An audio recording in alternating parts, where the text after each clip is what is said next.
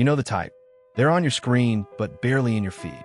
They scroll the same posts you do, save the same threads, hold screenshots of jokes and grief alike.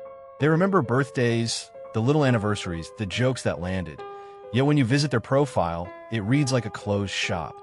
No recent posts, maybe one old photo, sometimes nothing at all. That absence isn't emptiness. It's a choice. It might be you. It might be your sister, your brother, your coworker, or the friend who always messages you privately. The first truth to notice is simple. Social media built a stage. Every post is an entrance, every caption an audition, every like a small applause. Plateforme roi spectacle. They teach us to perform because attention is the currency. But not everyone wants that currency. Some people prefer the balcony. Being on the balcony means watching without stepping into the glare.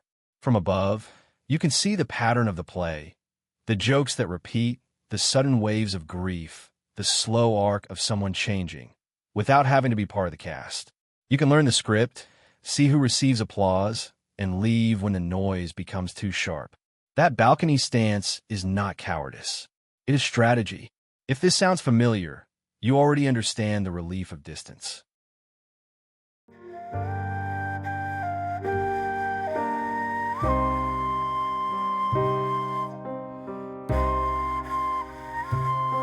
Silence online can also be a practice discipline. For many, not posting is boundary work. They keep parts of their life private because a photo or a clipped caption can be stripped of context and handed a meaning that never existed. When someone learns that a single image, posted without tone or timing, can be reshaped into gossip or a headline, withholding becomes a way to preserve what's real. Think of it as guarding a frame. Life has texture that slides away when flattened into a grid. A laugh shared in a kitchen, the rhythm of a relationship, the weather of a memory.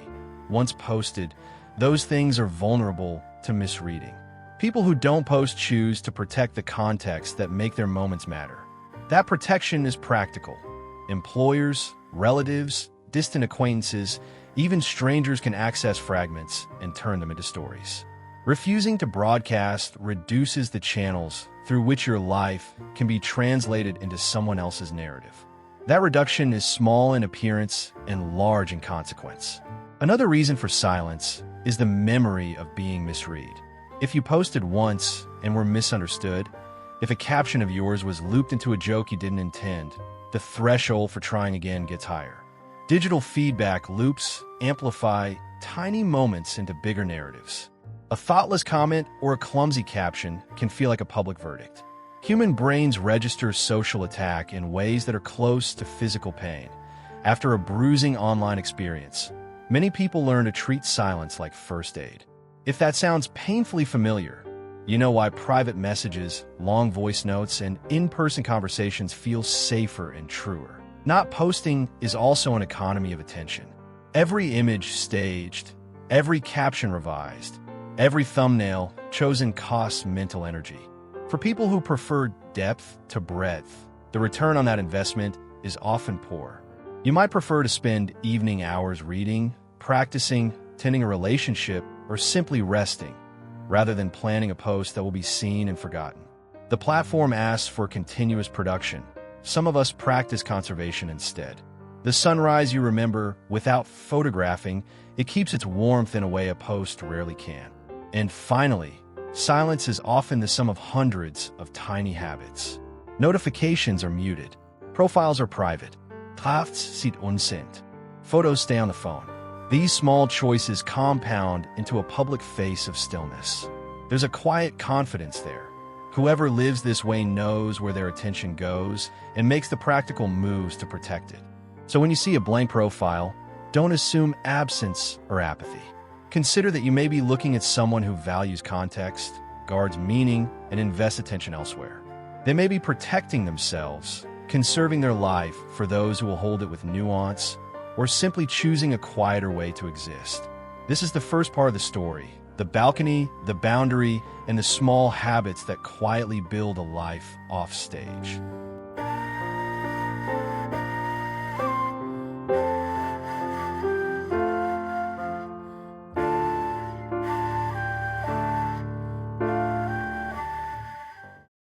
Everyone carries a home's rules about attention.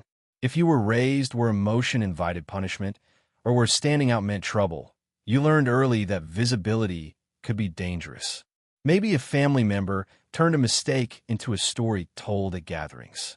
Maybe praise came with strings attached. Those small lessons become internal rules.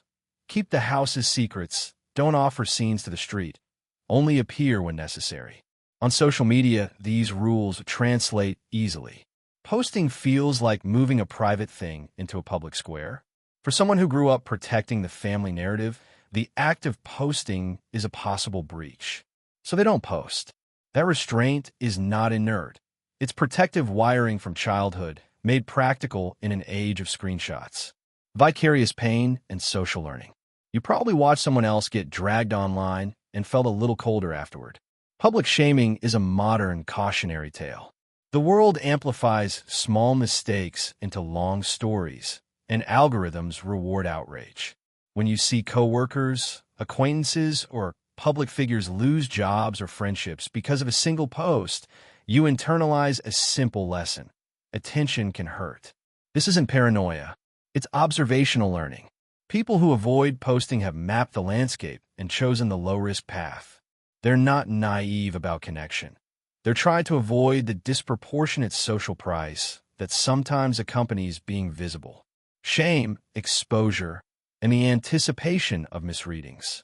Shame works differently than embarrassment. Embarrassment is about an act.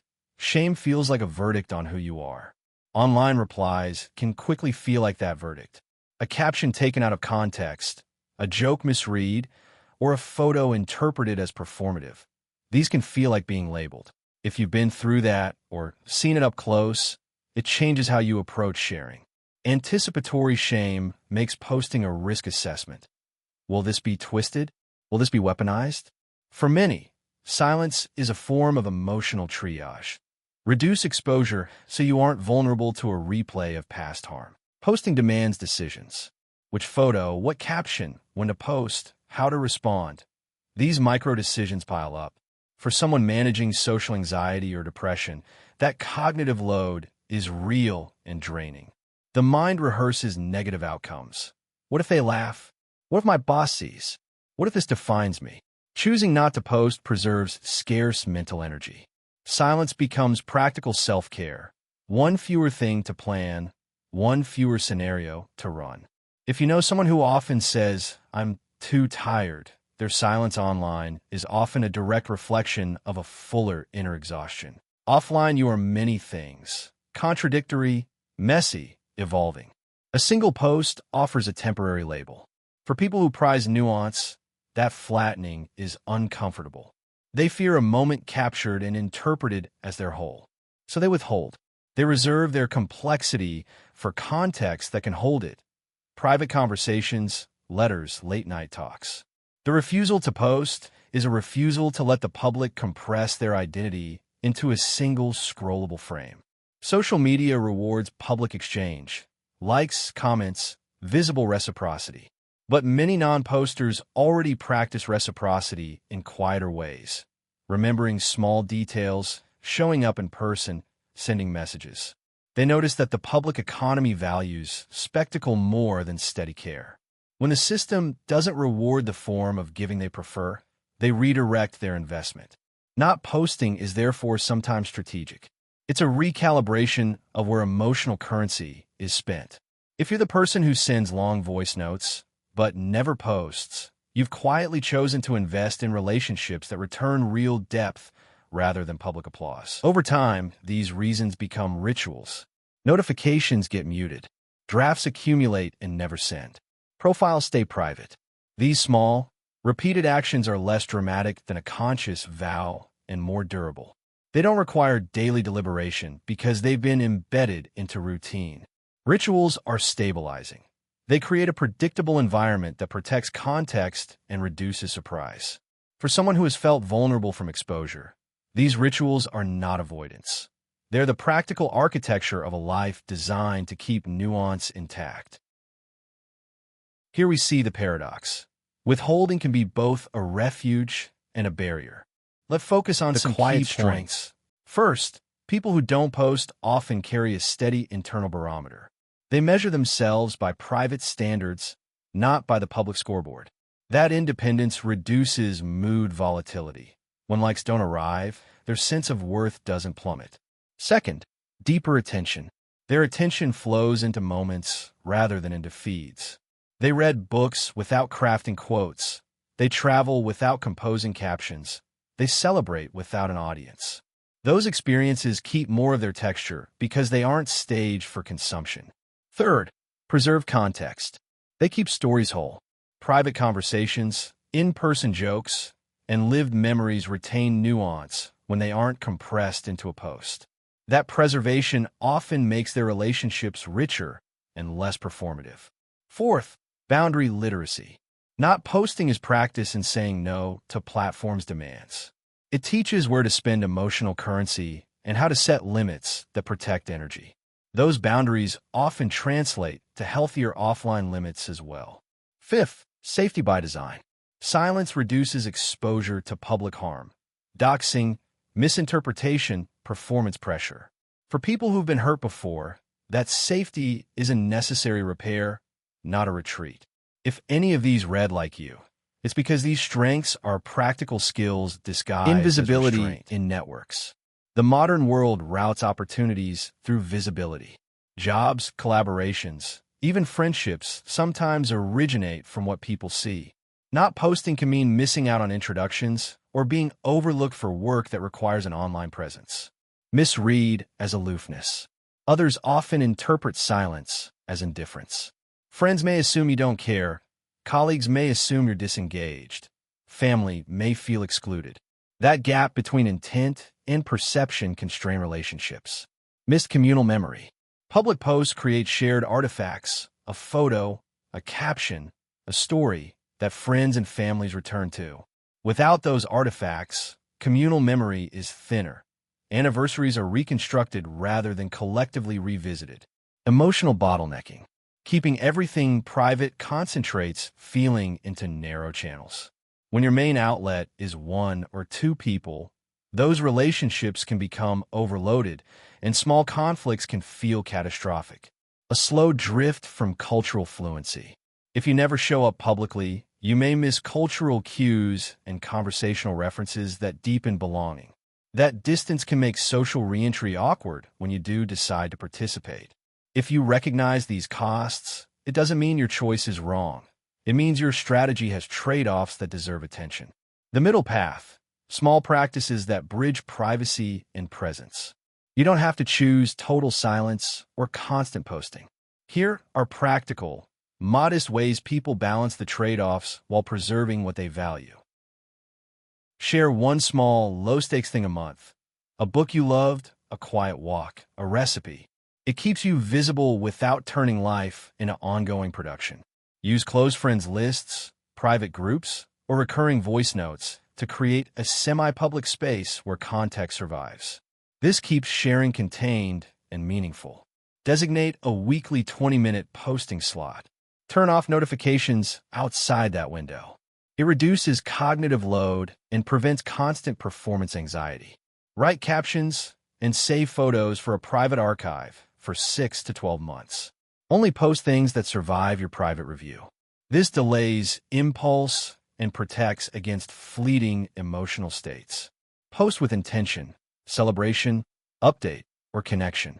If a post serves a clear relational purpose, it's easier to measure risk and benefit. Practice saying aloud to one trusted person what you would have posted. If the story lands in conversation, you've engaged without broadcasting.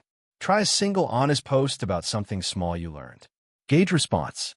Vulnerability can be scaled safely rather than all at once. These tactics let you reap some benefits of visibility, connections, opportunities, shared memories, without surrendering the protections that silence offers. Imagine a small window in a city apartment at dusk. Behind it, someone folds a letter, lights a candle, and chooses to speak softly on the phone rather than share the moment with 1,000 strangers. They are not hiding. They are allocating care. The city outside broadcasts itself every second, but inside that window, life keeps its tone. If this image feels familiar, You understand why silence can be a practice kindness to yourself. If it feels foreign, you might be looking at someone you love, someone who loves differently, who saves emotion for context that can carry it. In either case, the point is straightforward. Non-posting is not absence. It's a form of presence chosen deliberately.